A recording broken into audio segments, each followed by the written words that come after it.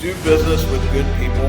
Don't try to hit a home run every time. Try to find a really good, solid team, good financials, good reporting, all that good stuff. So focus on that in your business and investing. Whatever the mind can conceive and believe, the mind can achieve.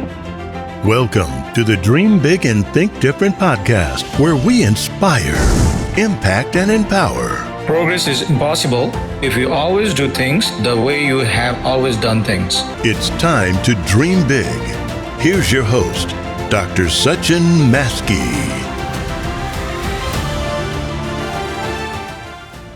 All right, welcome to another episode of Dream Big and Think Different podcast, where our mission is to inspire, impact, and empower millions of people. I'm your host, Dr. Sachin Maskey, and today we have a very special guest, another dreamer, all the way from Lancaster, Pennsylvania. I think right now he's on the Maryland, I believe, and Dave Zook today, and has a very inspiring story that we all need to hear and learn. I'm very honored and privileged and very excited to have Dave in our show today.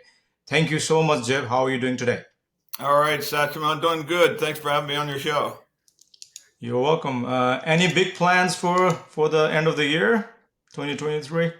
You know, this time of the year is always our busiest. As you know, we focus on many of our investments, most of the asset classes that we're involved in, that we like to invest in, have significant tax benefits. And so, as you can imagine, Absolutely. this time of the year, people get serious about that kind of stuff. So it's a busy time of the year. Lots of good stuff going on. Definitely. We're going to dive into more details. But first of all, I would like to tell everyone who is listening or watching how I met Deb and, how we got connected. So back in 2021, I believe, I had a mentor, Dr. Tom Burns, and I think he kind of introduced me to Dave, and I asked him, what are the passive investment I should invest? And he told me there's a guy called Dave Zook, and, talk to him, and, it's an ATM investment. I never heard of before.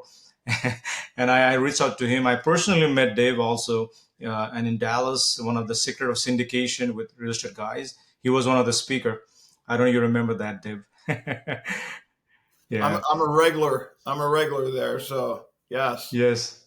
So anyways, it's good to him. It's a beautiful day here in Massachusetts today. I'm again very honored today. And let's talk about, we're going to focus in basically how to build wealth tax-free, and focus on ATM investment and other investment class which Dave is involved.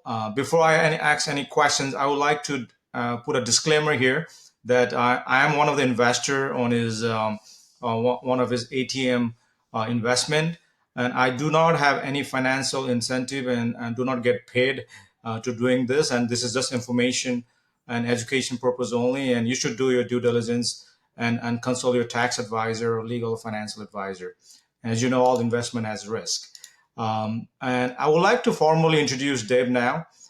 Dave is a successful business owner, syndicator, investment and tax strategist. Dave and his team at his company called Real Asset Investor have placed more than 900 million across various asset class, which offer cash flow, tax impact, and equity growth for investors. This asset class includes ATM, car washes, energy, and self-storage, and much more. He and his team are one of the top 4 ATM fund operators in the United States. Dave was early investor in the Bitcoin and digital assets, and he holds an advisory role at Off the Chain Capital, one of the top performing digital asset fund in the world for the last 5 years. Dave is also a speaker and has serious knowledge across various media platforms such as International Business Conference, Real Estate Guys Radio Show, Cashflow Ninja, and many more. Dave is also a number 1 best-selling author. He has written almost 4 books. And most importantly, Dave and his wife, Susan, along with 4 children, lives in Lancaster, Pennsylvania. I hope I have covered everything. My first question is, who is Dave and why he in this world? I grew up an entrepreneur. I mean, I was in a business friendly family. My dad was very entrepreneurial. I grew up in the modular building business, and Oh, sure. kind of branched out from there and got into multifamily and self storage and started building several businesses. Actually, prior to even getting into the multifamily space, I started several other businesses of my own. Some of them had to do with the modular building space, and some of those businesses started to do really well. Got myself into a tax situation. Had got to the point where I was paying Hmm. over $500,000 a year in tax, and Absolutely. I started to realize that some of the ways that some of the people that I was watching that were living a lot more tax efficient than me, they were using it. They were using real estate to stay tax efficient. So I kind of dove in and bought a bunch of multifamily apartment units on my own. Got myself to the point where I was tax efficient. I eventually ran out of my own money. Um, Uh-huh. Invited some family and friends in to invest alongside of me, and I sort of just became a syndicator by accident. Now, a decade later, I'm kind of known in the space, but I love to help people not only build wealth but become tax efficient. Absolutely, absolutely. Thank you for giving that perspective. You know, I'm very interested to know about people's journey, and I would like to know from you. Since again it's a dream big and think different. What was your dream when you were a child? And you know. I wanted to. I've been an entrepreneur all my life. I wanted to build businesses. I wanted to make an impact. Mhm. I think above and beyond anything else, above and beyond, building wealth. Yeah, that was interesting, and I wanted to do that. But Yeah, I wanted to make an impact, and still do. And so absolutely. that's sort of what kind of drove me from the very start, and it's still what drives me today. Absolutely, absolutely. Yeah, that's one of my mission is also impact, inspire, empower people, which is use, And thank you for sharing that. So my another question, I always ask this question too, because most of the people I'm trying to figure out why they do things and all that. So for you, my question is, who and what inspires you every day to be productive? I don't need really, when it comes to who, that for me it seems like that was built in from the start.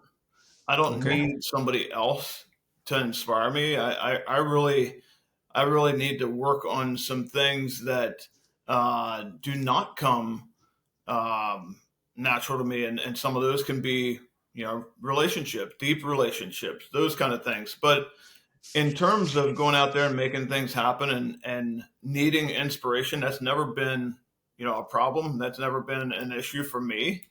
I Okay. believe that's a personality trait, and I think that's built in.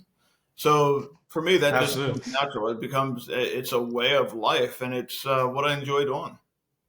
Absolutely, absolutely. Yeah, everyone is different. I was just curious if somebody else have, inspired you in your lifetime. But Well, thank you for sharing. I will say some of the guys, who impacted me in the investment world. I mean, I read Rich Dad Poor Dad early on, more than a Absolutely. decade ago. I read, you know, Tom Wheelwright's material, and it talked about, how to live tax efficiently, how to do it the right way, how to do it legally. So there's plenty of mentors and people, authors, and even some people around me and um, Hmm. in my sphere of influence that I kind of looked to and emulated and kind of got inspired by what they were doing. Um, Yep. but I would say reading good books. Um, some of those have changed my life. Absolutely. I mean, for me, believe it or not, in 2018, I did read the Rich Dad and Poor Dad book, and after that, I read the book. I was totally like, my mindset was completely changed. And another book I really like to mention is Think and Grow Rich is another big one. Oh, yeah, Which Napoleon which Hill. which have Yeah, those are a couple of things. But thank you for sharing. And so I think the one other thing I like to ask you before we go to our ATM investment is about the. We always talk about success, right? Most of the time, people see those things. For you, in your journey of your entrepreneurship, what are some challenges you had initial days, and how did you overcome those challenges? Well, as you can imagine, in business, that's our job is to figure out problems and solve problems and figure out how to Yeah. navigate challenges. And so, I mean, you could go down the list. I mean, I had several businesses. I was running Hmm. several successful businesses, and then ran head on into 2008, and things changed. Um, Right. Depending on what business you've had in 2020, some Hmm. people can relate to that. I mean, things Hmm. change. So, whenever there's people involved, whenever there's lots of people involved, there's going to be problems. There's going to be challenges. So, you name them. I probably went through them, but Yeah. it's what we do. That's what entrepreneurs and business owners have to do if they want to be successful. We got to figure out how to navigate challenges, how to solve problems. Sure, sure. Yeah, absolutely. I totally agree. There's always challenge every day, after, and the key is to don't give up and, as you said, and overcome those challenges. So thank you so much for sharing all those things. Now we're gonna dive into the main topic of today to build wealth tax free. So my first question on that is, I'm interested to know about why you got and how you got started your company, which is Real Asset Investor, I think, and back in 2014, I believe. I would like to hear what was your motivation to start that. So as I was building my own portfolio, I uh, connected with several really good operators, and I've been Hmm. an investor in multiple different asset classes since I was in my late teens, early 20s. Okay. And so as I would run into these teams and really get to like not only the asset class but also the operations team, I would invest my own money. And oftentimes, many of these asset classes that you see that we're involved in, and we have four core asset classes, but these asset classes, typically the way it starts is I invest my own money, and Okay. really what you see in those four core asset classes is that's just a reflection of my own portfolio. And so when I either build or connect with a good operations team, and it's in an asset class that I believe in, and Okay. it's a scenario where we have the opportunity to scale, Hmm. then I share it with my investor base. So some people, Okay. I've been asked the question, well, how do you go out and find these asset classes for your investors? And the answer is, Hmm. I really don't approach it like that. I approach it, this asset class is one that I would like to own. It's an Yeah. asset class that I want to invest in. And it could be for a number of different reasons. It could be for cash flow. It could be for equity growth, for the upside. Could be for tax and some tax impact. And sometimes it's several of those. So when I Hmm. find one that I really like, and either build or team up with an operator that I really like, I take it out to my investors, and it's sort of Okay.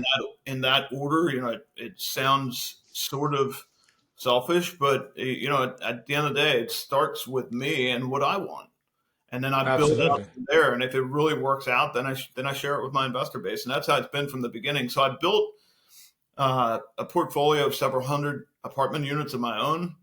Um, by the time I really started getting into the space, I had built a team.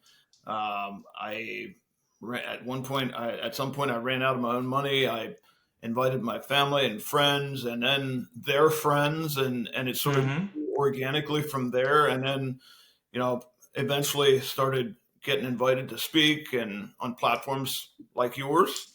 And so Hmm.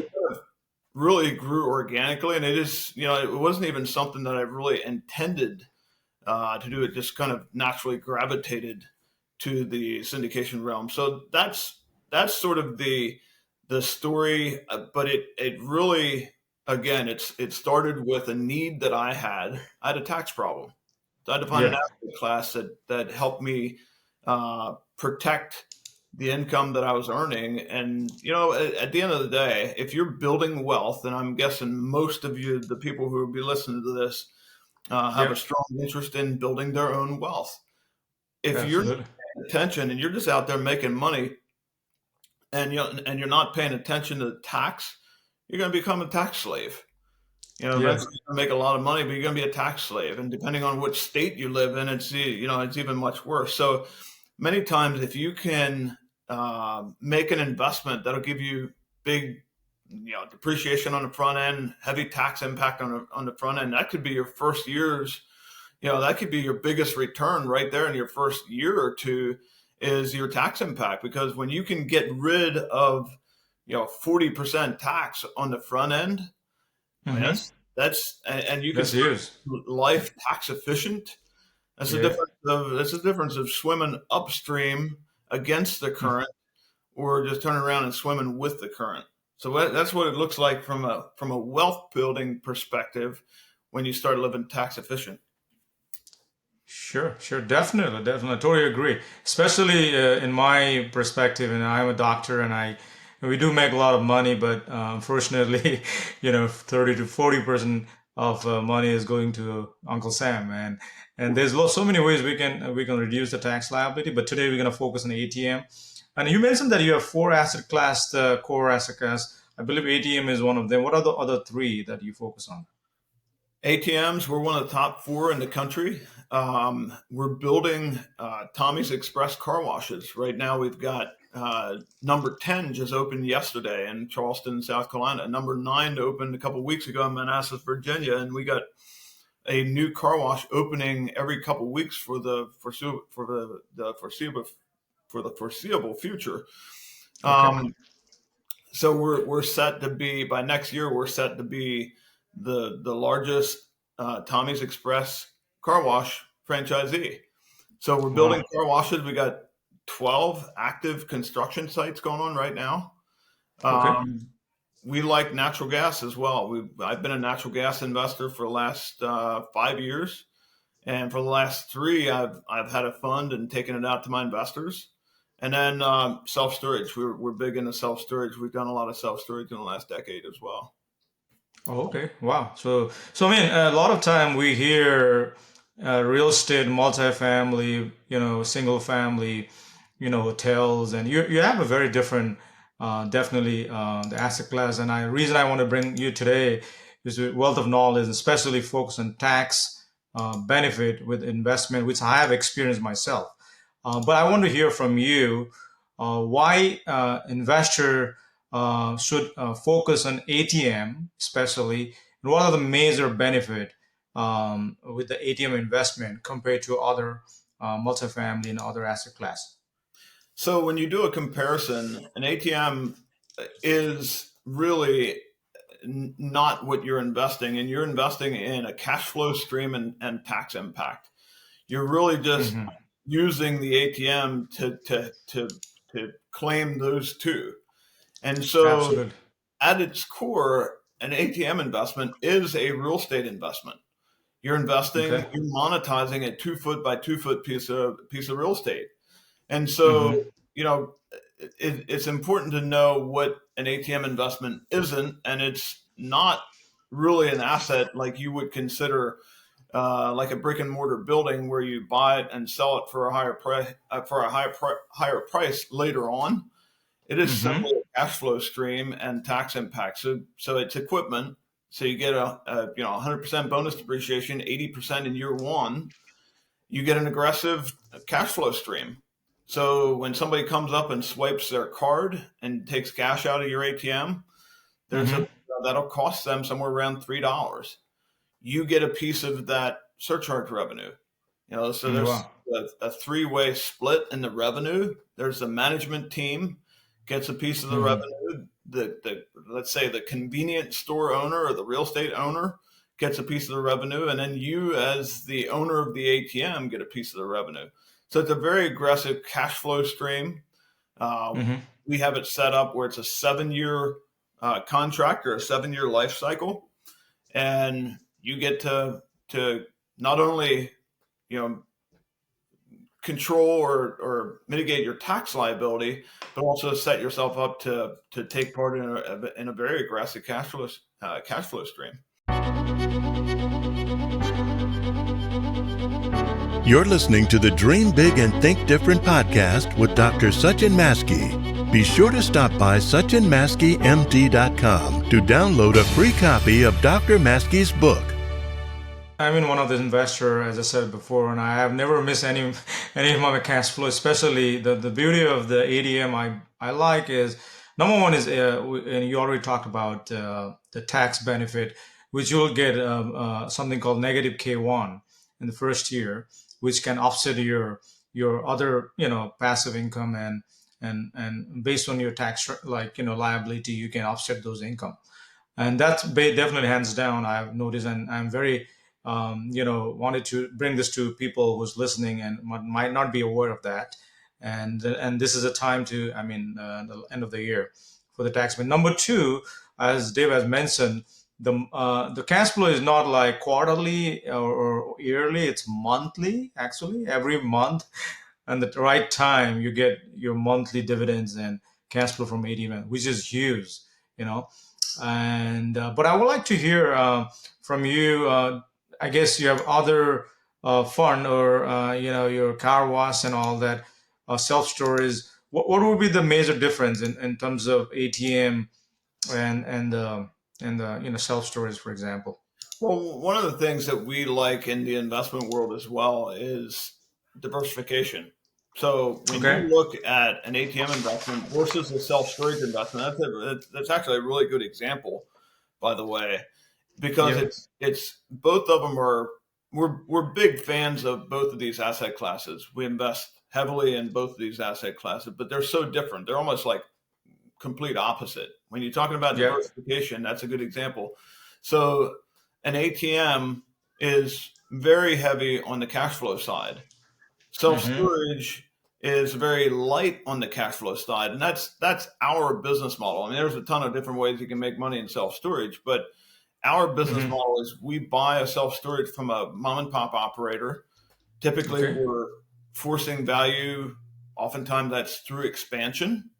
So we'll expand Okay. a 60,000 square foot facility and make it a 90,000 square foot facility. We add a lot of climate control. We have very good relationships with some of the big institutions, so we sort of know what they want.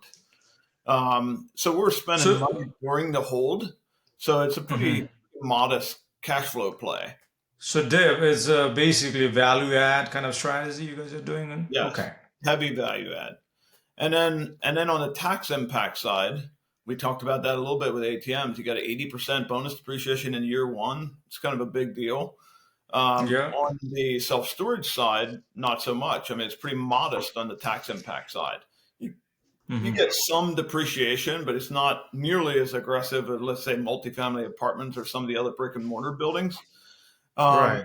So pretty modest on the tax impact side. So there's another big difference between ATMs and self-storage. But then where self-storage becomes really attractive is on the equity appreciation side. You're building, you're forcing value, you're really getting your professional team in there and maximizing NOI, getting to the point where it's a REIT target. So you Hmm. got massive upside potential. So it's really an appreciation play, and you make most of your money on the exit. So our business model is we project out 5 to 6 years. Our history will tell you that we usually enter and exit within 4.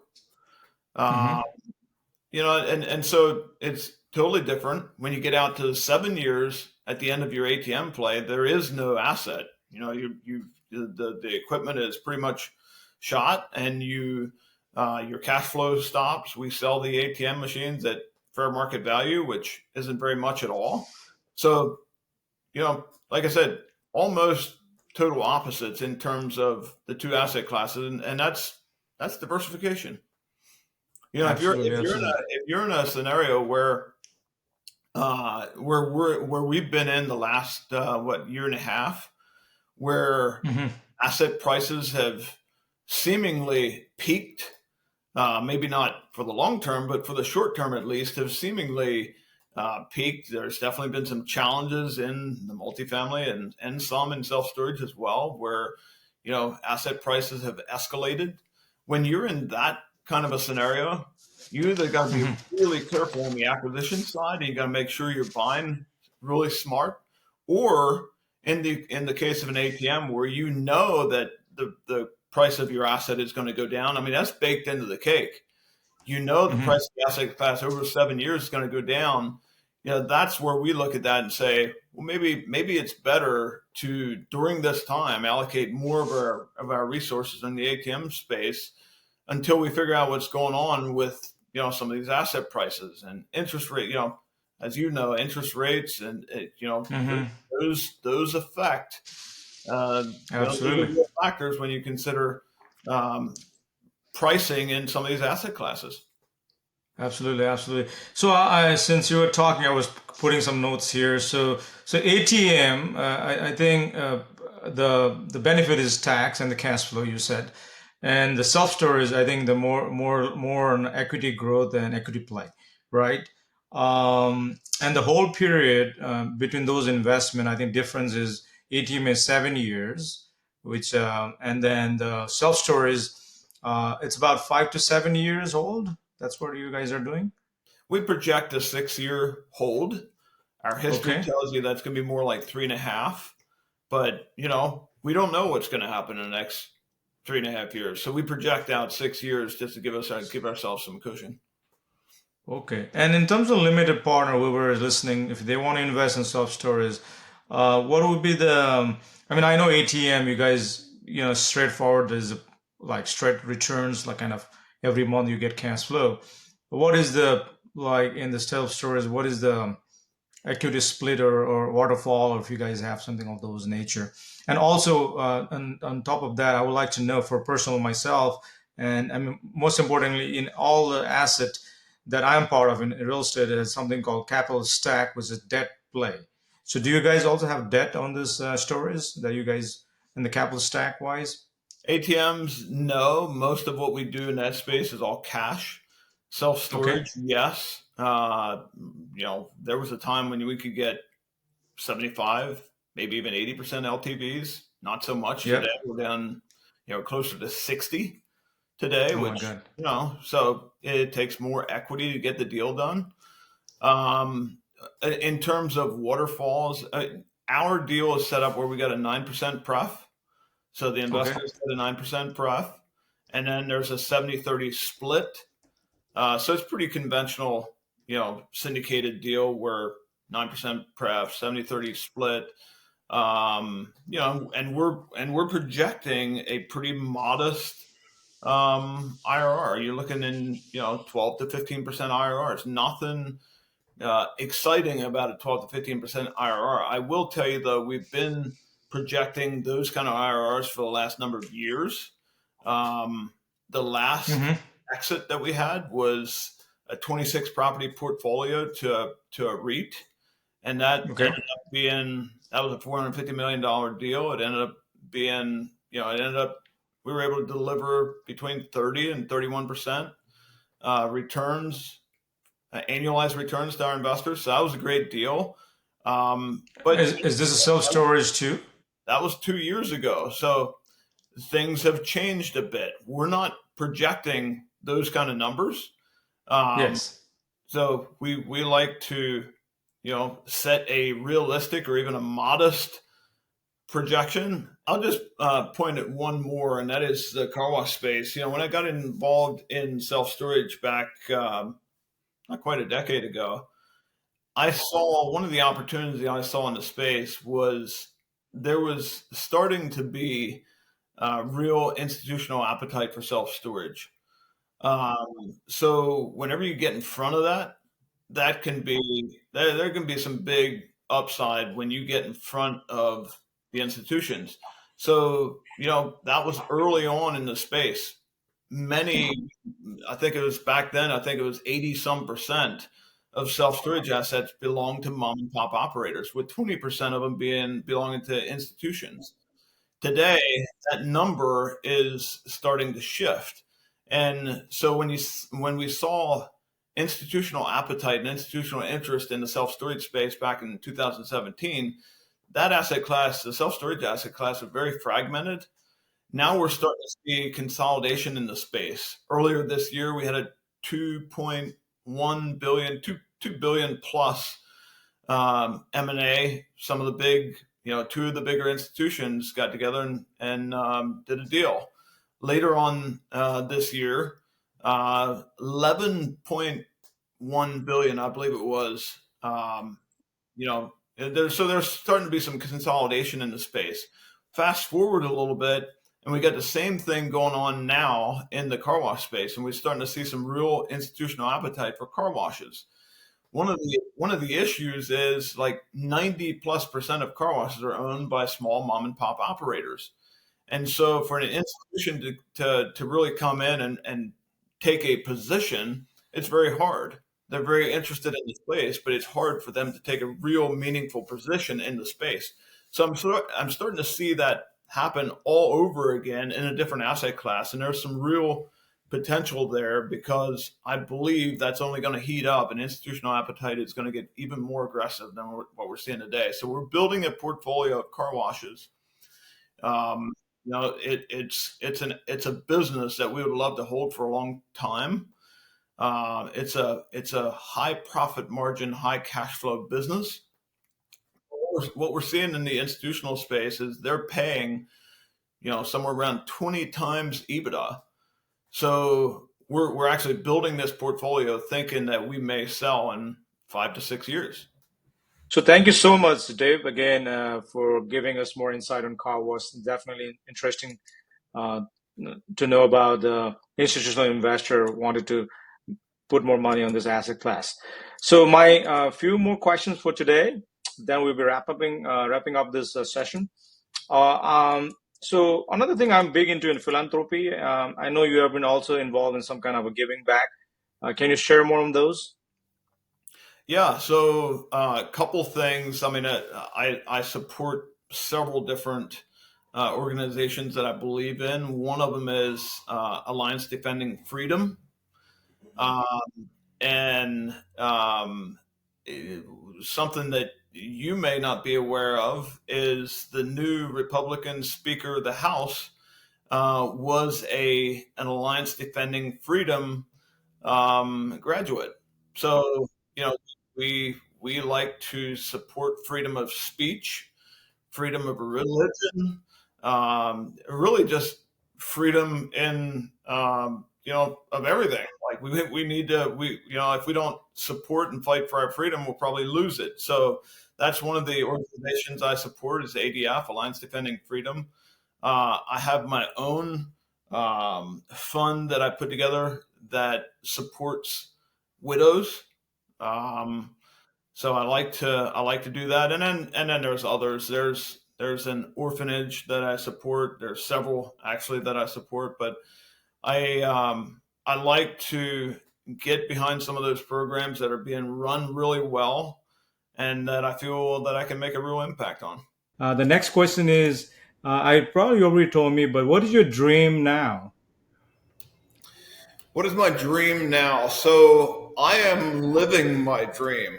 Yes. This is what I want to do, and to be honest with you, if it wasn't, I would go do what I was wanting to do. So I was one of my mentors told me, probably a decade ago. He really drilled it into me to live the life that you want to design, the life that you want to live now. Conventional wisdom tells you that you should just duke it out for 40 years in a job that you don't like, so that at some point you can live the life that you really want to live when you're 65 and retired. I just don't believe that's the right way to do life. And so I refuse to do that. So look, I don't have any material assets that Hmm. I still want on my bucket list. I really don't need anything else or want any other really material assets that I don't have. I mean, look, I love to play. I play Absolutely. hard. We got a farm on the river. We got water toys. We got, I mean, we spend we spend weekends down there with the family. Spend a lot of time down. In fact, this afternoon I'm going down there. I won't be playing on the water because it's too cold. But no, we have a lot of fun. I work hard and I play hard. And when I look at my dream for now is when our family and friends can spend when I can spend good quality time with family and friends. Uh-huh. And like we some of that stuff costs money, Yes. no doubt. Um, Yes. but at the end of the day, many of the things that are super important to me and that are part of the dream and part of the life that I want to live um, have to do with a lot more things than just money. And Hmm. I feel like I'm living my dream now. Absolutely, absolutely. Yeah, I totally agree. Living in the present moment is the key, and I think every day is opportunity to make an impact, and I really, really think that's important. So my next question is, this is probably my second last question for you. What is the biggest win in your life, and how you define success? What is the biggest win in my life? And then what was the second question? How you define success? So I think I mentioned before that I really didn't start out this investing journey thinking that I was going to be a syndicator. It just sort of happened. And Absolutely. really, us as business owners and entrepreneurs, that's our job is to figure out how to, find a need in the marketplace. Mm-hmm. That's when there's opportunity, and it's our job to find the need in the marketplace, and then fulfill the need that people have. When we Sure. can solve problems and take care of other people's needs and figure out how to serve them, Mm-hmm. that's when that's to me that's the best way to become financially successful is figure out how to solve problems. And then Absolutely. so I really got into this syndication space, and my goal was to raise $3 to $5 million. Mm-hmm. And I figured, man, if I could just raise $3 to $5 million and get a deal or two under my belt, then I'd be, a true syndicator. Um, Absolutely. but that came after I ran out of my own money, after I built a team, after I had invited friends and family, really Mm-hmm. family, into the deal first. So as far as a goal, I've exceeded every Mm-hmm. goal that I really set out to get done, Okay. and we'll probably be right at about $1 billion by the end of the year. Wow. And so I could not have imagined that you know 10 years ago when I started out. Mm-hmm. So I really don't have financial goals. I never had financial goals Mm-hmm. uh, because I don't need. You asked earlier when we first started talking. You asked about um, what keeps me inspired. Yes. I don't need financial goals. Like I don't, I've found I've been very successful from the time I was a teenager in earning. So Okay. I don't need financial goals. I don't need to be inspired in that space. Mm-hmm. Some of the things that do not come as easy or natural for me is deep conversations, deep relationships. So those are some of the goals that I have is to really figure out how do I go deeper. I have a whole bunch of friends, and then and then of course you got those 6 or 8 or a dozen that you really tap into and you can go deep with. But those are the relationships that really count. And so those are some of the things that I think about when I think about goals and what I need to do to really make that happen. Because some of those things take Mm-hmm. intentionality. Whereas building wealth and raising capital and doing deals and all that stuff, that's a part of the package. That's what you get. I don't need inspiration. That's part of who I am, and that's what comes out. That's what's going to come out of me naturally. Some of those things that don't come out naturally is some of the things that you got to work on, and those are some of my goals. Is take those relationships to the next level. Sure. So that could be whether it's friends or family or kids or my wife or whatever that looks like. It's those are the things, when you think about some of the things that are important and are going to live on and last longer than you. Those are some of the things I'm thinking about now. Absolutely. I mean, that's amazing. That's great, and I absolutely agree. The relationship, deeper connection, and who you really are. Those are something I really strive to do for myself. And believe it or not, Dave, I guess we are come to the end of our show. This is my last question for today, and a simple question. Where people can find you, and what's one thing that you can share the wisdom before you leave. I would say, look, do business with good people. Okay. Don't try to hit a home run every time. Try to find a really good, solid team. And whether that's in investing, whether that's in business, whether you got a dental practice or you're a doctor, whatever, do business with good people. Focus your time and energy and surround yourself with good people. Do business with good people. Invest with good people. I will give up some margin to sometimes when you get into the institutional quality or the proven track record or the really mature a firm where you get the audited financials, sometimes you'll give up a couple points of return, right? Absolutely. But and you may not have the potential to for the upside as when you invest in a startup. And Absolutely. You got this potential to 10x or 100x your capital, whatever. I mean, there's nothing the matter with having some of that in your portfolio, I guess. But for the most part, try to keep that 90 to 95% of what you do. Really good, solid team, solid people, really good people with good track records, good financials, good reporting, all that good stuff. So focus on that in your business and investing. Where you can find us is therealassetinvestor.com. And the best way to contact us, get in touch with us, is info@therealassetinvestor.com. That gives you access to not only me, but my entire team. And that assures you that if anybody reaches out and has any question about anything that I said, any of the asset classes that I talked about, any of the tax any tax questions, whatever, you'll get somebody and they will respond. Absolutely. Yeah, thank you. I really think that doing business with good people is very important. Kyle Wilson, one of my mentor, always says you can always do the bad deal with the good people and don't do the good deal with bad people. I agree with that. and that's 100% right. Kyle's a friend of mine as well. Yeah. Just because you're doing deals with good people, that doesn't mean bad things won't happen. Absolutely. They probably will, because if you're doing business long enough, you're investing long enough, bad things are going to happen. But if you're doing business with good people, it's a good chance they're going to figure it out. They're going to do the right thing. You'll figure it out.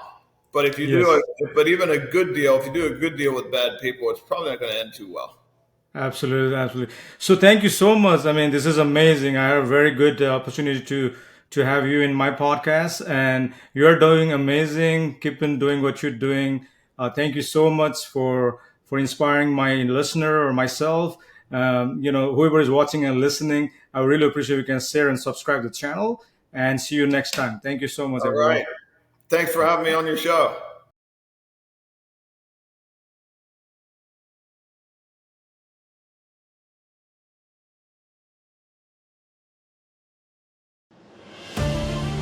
Thank you for listening to today's episode of Dream Big and Think Different. We hope you enjoyed it.